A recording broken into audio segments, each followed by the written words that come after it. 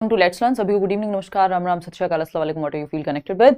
Start करेंगे आज का सेशन। सीडीपी का सेशन 2 है ये।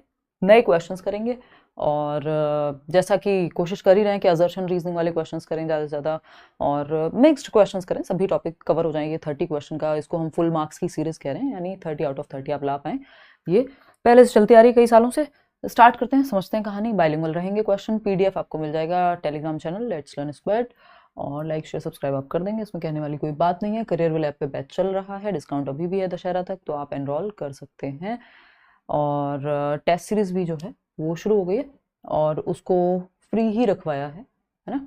टीम ने तो वो प्रॉपर पेड टेस्ट सीरीज बना करके भेजी थी, बट उसको फ्री रखवाया है। आप संडे को मॉक टेस्ट अटेम्प्ट कर सकते हैं जाकर के करियर विल ऐप डाउनलोड करके, और डेली भी सीडीपी, संडे को एक कंप्लीट मॉक टेस्ट और डेली सीडीपी के या अलग अलग सब्जेक्ट के मॉक टेस्ट आपको मिल ही रहे हैं। ठीक, स्टार्ट करते हैं। क्वेश्चन नंबर 1 देखिएगा और पढ़ के जवाब दीजिएगा, है ना। जल्दीबाजी में नहीं, जल्दी करनी है, जल्दीबाजी नहीं करनी है। असर्शन यानी कथन, school curriculum should give reasonable space and value to learners cultural knowledge, यानी स्कूली पाठ्यचर्या को शिक्षार्थियों के सांस्कृतिक ज्ञान को उचित स्थान देना चाहिए या उचित मूल्य देना चाहिए। मतलब जिस संस्कृति, जिस समाज से बच्चा आ रहा है उसके बैकग्राउंड को इंपॉर्टेंस दी जाए। आप वैसे एग्जाम्पल्स उठाइए या आपके करिकुलम में उस तरह के चैप्टर्स हों। आप देखेंगे भी, अगर ईवीएस की भी आप नोटबुक उठा करके देखेंगे, सॉरी टेक्स्ट बुक उठा करके देखेंगे, या एसएसटी की भी आप टेक्स्ट बुक उठा करके देखेंगे, एनसीईआरटी की, तो आपको मिलेगा कि लगभग देश के अलग अलग भिन्नता, डाइवर्सिटी आपको मिल जाएगी। एक चैप्टर में बात हो रही है उड़ीसा के किसी गांव की, दूसरे चैप्टर में कहीं बिहार की बात हो रही है कि वहां पे शहद कैसे निकल रहा है, तीसरे चैप्टर में कहीं और की बात हो रही है। तो वो विविधता चाहिए हमको, या बच्चे की जो सांस्कृतिक पृष्ठभूमि है जहां से वो आ रहा है उसको शामिल किया जाए स्कूल करिकुलम के अंदर। करिकुलम होता है सभी एक्टिविटीज, स्कूल में कदम रखने से लेकर बाहर निकलने तक सब कुछ करिकुलम है, और करिकुलम का एक पार्ट है सिलेबस। ठीक है, यानी आपका वो सिलेबस जो आप पढ़ रहे हैं। ठीक, तो ये बात सही है कि नहीं है? सही लग रही है? कुछ गलत तो इसमें लग नहीं रहा। रीजन क्या है भाई इसका? पढ़ो एक बार। Supporting students to uphold their cultural identities and facilitated learning, यानी छात्रों को उनकी सांस्कृतिक पहचान बनाए रखने में सहायता मिलेगी ऐसा करने से, और सीखने की सुविधा प्रदान होगी, यानी फैसिलिटेट कर पाएंगे आप एज अ टीचर और एज अ स्कूल सिस्टम, अगर करिकुलम में ये सब चीजें इन्वॉल्व होती हैं कि बच्चे की जो जिस परिप्रेक्ष्य से या जिस भी संदर्भ से वो आ रहा है उस कॉन्टेक्स्ट से आप चीजें लेकर के आ पाए क्लासरूम में, या आपके सिलेबस में या एक्टिविटीज उस तरह की हो। बात तो सही है कि नहीं है? ये भी सही है। तो इसमें 3 स्टेप का प्रोसेस रहेगा। ए भी सही है, आर भी सही है। क्या आर ए के लिए सही है? हाँ जी, आर ए के लिए सही है। तो बस ठीक है ना। शुभ काम में देरी कैसी? A and R both are right और R is the correct explanation. Simple answer है ना। ये 3 स्टेप प्रोसेस है। पहले आप ए चेक करते हैं, फिर आर चेक करते हैं, फिर ये चेक करते हैं क्या ये रीजन इस स्टेटमेंट के लिए सही है कि नहीं है ना। ऐसा हो सकता है कि ए भी सही हो और आर भी सही हो, बट एक दूसरे के लिए सही ना हो। ठीक, तो सिंपल बात, दोनों एक दूसरे के लिए सही हैं, दोनों सही बात कह रहे हैं कि संस्कृति को वैल्यू दीजिए बच्चे की, जिस परिप्रेक्ष्य से जिन मूल्यों को लेकर वो आ रहा है आपके सिलेबस में, आपके करिकुलम में, वो सब चीजें होनी चाहिए ताकि वो कनेक्टेड महसूस करे। उसकी वास्तविक जीवन, बच्चे का जो रियल लाइफ है और जो उसमें स्कूल में आने के बाद का जो जीवन है, दोनों कनेक्ट हो पाए। यही एनसीएफ कह रहा है। क्वेश्चन नंबर 2 देखिएगा एक बार और जवाब दीजिएगा। क्या कहता है भाई क्वेश्चन नंबर 2? फटाफट से पढ़ेंगे और जवाब देंगे। क्वेश्चन नंबर 2 कहता है, which of the following statements is not correct about learning, यानी निम्नलिखित में से कौन सा कथन अधिगम के बारे में सही नहीं है? बताइए। लर्निंग के बारे में सही नहीं है, सीखने के बारे में सही नहीं है। फटाफट से बताएंगे। क्या कह रहे हो? दूसरे क्वेश्चन पे पानी की इच्छा? क्लास तो शाम से शुरू हो जाती है ना।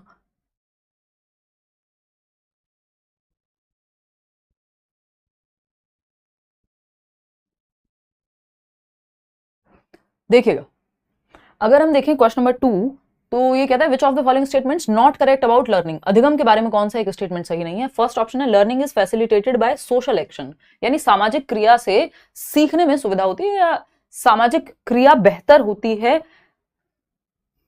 सॉरी लर्निंग बेहतर होती है सोशल एक्शन से, यानी जब आप ग्रुप में सिखा रहे हैं बच्चे को, ग्रुप एक्टिविटी करा रहे हैं, कोई ऐसी एक्टिविटी करा सकते हैं जहां डायरेक्ट वो समाज में जा रहा हो, तो लर्निंग बेहतर होगी। हाँ बिल्कुल सही बात है, लर्निंग सोशल है। किसके अकॉर्डिंग? वाइगॉत्स्की के अकॉर्डिंग भी आपका चाइल्ड सेंटर्ड एजुकेशन भी यही कहता है कि बच्चे को सेंटर में रखो, ग्रुप में सिखाओ, कोऑपरेशन यानी सहयोग से सिखाओ। बात तो सही है, हमको चाहिए गलत बात, है ना, नॉट वाला चाहिए हमको। Learning implies reorganisation of prior conceptual schemes, यानी सीखने का तात्पर्य या सीखना जो है वो अपने अंदर संदर्भित करता है योजनाओं के पुनर्गठन को। योजनाओं के पुनर्गठन को बोले तो आप रीऑर्गेनाइज कर रहे हैं, जो पहले कॉन्सेप्ट्स आपने सीखे हैं उनको रीऑर्गेनाइज करके आप कुछ नया सीखते हैं या उनको सेटल करते हैं तब नया सीखते हैं, है ना। बात तो सही है, प्रीवियस नॉलेज पे बेस्ड होती है। कुल मिला के बात यह है कि पूर्व ज्ञान से संबंधित होती है, ओल्ड नॉलेज से रिलेटेड होती है। बिल्कुल सही बात है, प्रीवियस नॉलेज से जोड़ करके सिखाइए नया ज्ञान, ठीक। थर्ड है learning as a product rather than process. बस यही गलती हो गई, इन्होंने लर्निंग को क्या मान लिया? प्रोडक्ट मान लिया कि एक फाइनल प्रोडक्ट है, ना कि प्रोसेस। जबकि लर्निंग हुआ, सोशलाइजेशन हुआ, ये सब प्रोसेसेस हैं, है ना, कि व्यक्ति प्रक्रिया में है, अभी सतत चलने वाली प्रक्रिया है। लर्निंग को भी अगर हम देखें तो ये कॉन्टिन्यूअस चलती रहती है, जीवन पर्यंत आप सीखते रहते हैं, ठीक। तो प्रोसेस है, बेहतर होती रहेगी, है ना, मास्टरी हासिल करेंगे, लेकिन ये नहीं कि प्रोडक्ट फाइनल है ना, कि दिमाग में कुछ बढ़िया इंजेक्शन थोड़ी लगवाते हो लर्निंग का। लर्निंग तो प्रोसेस है, ग्रेजुअली होती है, धीमे धीमे होती है, ठीक है जी। तो ये प्रोडक्ट नहीं है, और जो नहीं है वही सही है, क्योंकि पूछा ही गलत है तो गलत ही सही है, ठीक। फिर भी फोर्थ ऑप्शन तो चेक करेंगे, लर्निंग डिपेंड्स ऑन लर्नर्स। हाँ बिल्कुल सही बात है कि बच्चे की, यानी लर्नर्स मतलब जो स्टूडेंट्स हैं आपके, उनकी एज, उनका इंटरेस्ट, यानी उनकी उम्र कितनी है, उस हिसाब से आप सिलेबस डिजाइन करते हैं। 10वीं क्लास के बच्चे के लिए आप ग्रेजुएशन का सिलेबस नहीं पढ़ाते, क्योंकि वो उस उम्र के लिए वो परिपक्व नहीं है। अब फिर इंटरेस्ट का आप ध्यान रखते हैं, रुचि, कि बच्चों को किस चीज में इंटरेस्ट है, फिर वो उस हिसाब से सब्जेक्ट्स चूज करे। तो एज, इंटरेस्ट, एप्टीट्यूड, एटीट्यूड, इन सब चीजों का, यानी बच्चों पे डिपेंड करती है जो लर्निंग है, अधिगम है। तो ये बात तो सही है। तो थर्ड ऑप्शन गलत है, जो गलत है वही सही है, क्योंकि पूछा ही गलत है। क्वेश्चन नंबर 3 देखिएगा, डिसलेक्सिया पे सवाल है, आता ही है हमेशा हर बार। ये टॉपिक्स वही हैं, बिल्कुल सिलेबस को ध्यान में रख करके क्वेश्चंस बनाए जा रहे हैं, तो फटाक से देखेंगे। क्वेश्चन नंबर 3 देखिएगा, dyslexia is a dash condition which impacts learners ability to dash, यानी डिसलेक्सिया एक ऐसी स्थिति है जो शिक्षार्थी की डैश की क्षमता को प्रभावित करती है। तो डिसलेक्सिया में क्या होता है? रीडिंग डिसऑर्डर है ना। तारे जमीन पर मूवी याद कर लीजिए, तो फिजियोलॉजिकल कंडीशन है, नहीं, बाहर थोड़ी दिखेगा। डिसलेक्सिक बच्चों को बाहर देख के थोड़ी पता लगेगा। वो जो ईशान अवस्थी तारे जमीन पर में दिखाया, बाहर थोड़ी पता लग रहा है। सब तो कह ही रहे हैं, घर वाले कह रहे हैं, तुम तो कामचोर हो, तुमको हॉस्टल भेजेंगे, स्कूल में भी डांट पड़ रही है, पढ़ना नहीं चाहते हो, जबकि उसको दिक्कत कुछ और है। तो फिजियोलॉजिकल तो नहीं है, शारीरिक नहीं है, दिखता थोड़ी है डिसलेक्सिया, कहीं हाथों में थोड़ी है डिसलेक्सिया कि भाई चल नहीं पा रहा है, ऐसी स्थिति थोड़ी है। डिसलेक्सिया तो न्यूरो डेवलपमेंटल डिसऑर्डर है, बेसिकली ब्रेन के अंदर केमिस्ट्री का लोचा है एक तरह से, मतलब ये मजाक वाले शब्द हैं, बट वायरिंग डिफरेंट है बच्चे की जिसको डिसलेक्सिया है। सोशलाइज विद पीयर्स, यानी दूसरों के साथ घुलने मिलने में दिक्कत होती है, वो बात यहाँ नहीं चल रही है। तो ये तो वैसे ही फिजियोलॉजिकल पे ही गलत हो गया था, एक गलत और दूसरा सही थोड़ी चला जाएगा, दोनों सही मिलने चाहिए। सेंसरी कंडीशन है, सेंसेस में कुछ प्रॉब्लम है, नहीं भाई, बॉडी मूवमेंट की कोऑर्डिनेशन में नहीं, वो डिस्प्रेक्सिया होता है और उसमें भी सेंसरी दिक्कत नहीं है वो, ठीक। थर्ड है neurological, dyslexia is a neurological condition, neurological condition, ठीक है।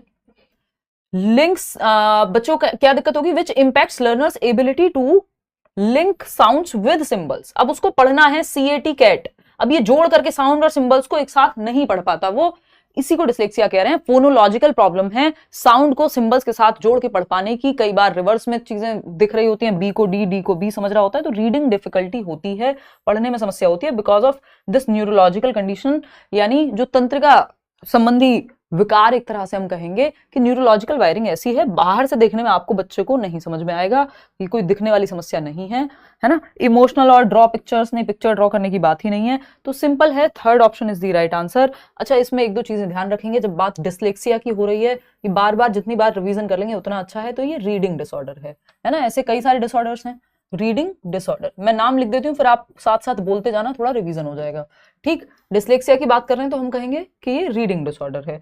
अगर हम बात यहाँ डिस्प्रेक्सिया की कर रहे होते, आपको क्या लगा डिस्ग्रेफिया लिखवाऊंगी, जान के नहीं लिखवाया है, नहीं तो आपको सीक्वेंस में याद कर लोगे बच्चों की तरह। डिस्प्रेक्सिया, हिंदी में भी डिस्प्रेक्सिया ही कहेंगे भाई, है ना, क्योंकि हिंदी में जो नाम होंगे वो इतने अटपटे होंगे आप याद ही नहीं कर पाएंगे, तो डिस्प्रेक्सिया ही कहते हैं, वैसे भी आपको सभी बुक्स में डिस्प्रेक्सिया ही मिल जाएगा। तो डिस्प्रेक्सिया हो गया, डिस्ग्रेफिया हो गया, ठीक। साथ साथ मन में बोलना कौन सा किस चीज का डिसऑर्डर है या एक प्रॉब्लम है, ठीक है। डिसकैलकुलिया लिख देते हैं, ये मुख्य मुख्य में लिख रही हूँ जो पूछे जाते हैं सबसे ज्यादा इंपॉर्टेंट है। डिसकैलकुलिया हो गया, और बताओ। डिस्मॉर्फिया जनरली पूछा जाता नहीं है आपसे, डिस्टोपिया भी नहीं पूछा जाता है, डिस्टोपिया होता है दुनिया उजड़ी उजड़ी लगती है आपको, ठीक। तो डिसलेक्सिया हो गया, डिस्प्रैक्सिया, डिस्ग्राफिया, डिसकैलकुलिया, है ना। और बताओ, कुछ याद आ रहा हो तो कोई। राइटिंग डिसऑर्डर कौन सा है? डिस्ग्राफिया को राइटिंग डिसऑर्डर कहते हैं, जहां ग्राफ आ गया मतलब लिखने की बात हो रही है, ठीक है ना। तो डिस्ग्राफिया हो गया राइटिंग डिसऑर्डर। और बताओ, राइटिंग डिसऑर्डर। डिसकैलकुलिया आपको पढ़ के ही पता लग रहा है कैलकुलेशन की प्रॉब्लम है, मैथमेटिक्स में दिक्कत होगी बच्चे को, कैलकुलेशन में बेसिकली, ठीक। प्रेक्सिया में मोटर स्किल्स में दिक्कत होती है, पेन पकड़ने में, चलने फिरने में, टाई लगाने में,